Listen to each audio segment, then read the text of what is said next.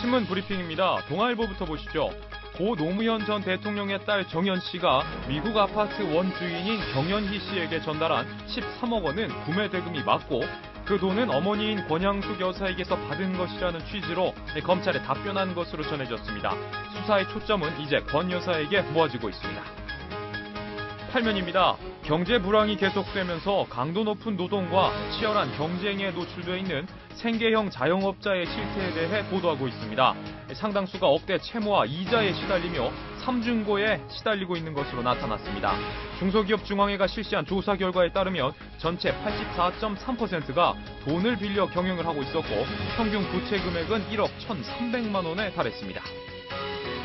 조선일보입니다.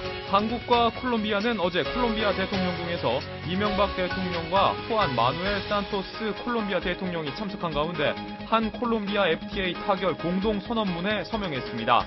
양국 간 교역 품목 96%에 대해 관세 철폐를 다루는 이번 자유무역 협정은 이르면 연말쯤 발효될 예정입니다. 중앙일보를 보시죠. 이란산 원유 수입이 결국 전면 중단됩니다. 유럽연합이 이란산 원유 수송선에 대해 다음 달부터 보험 제공을 금지하기로 했기 때문입니다. 지식경제부는 EU 측의 보험을 연장해달라고 요청했지만 외무장관 회의에 이 안건이 상정되지 않았다고 설명했습니다. 원유 수급에 차질이 우려됩니다. 같은 신문 18면입니다. 보험 사기를 저지른 13명이 적발됐습니다. 이들은 자해, 감금, 허위 사망 등 기상천외한 수법으로 보험 사기를 저질렀습니다.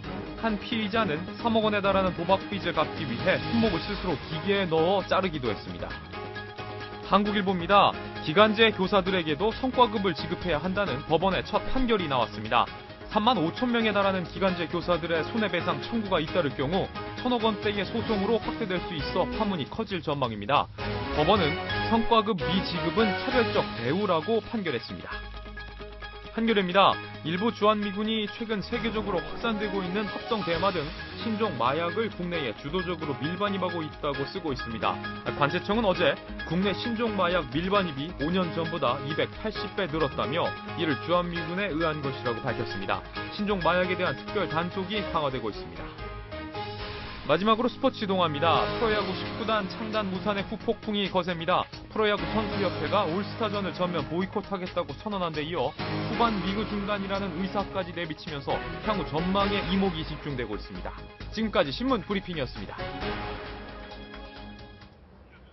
예, 각 신문에 실린 기사를 살펴보면 이렇습니다. 오늘 노무현 전 대통령의 딸 노정연 씨의 아파트 구입 의혹과 관련된 사건을 좀 많이 다루고 있고요. 그 다음으로는 화물연대 파업과 관련된 사진인데 사진도 다양하게 싣고 있습니다.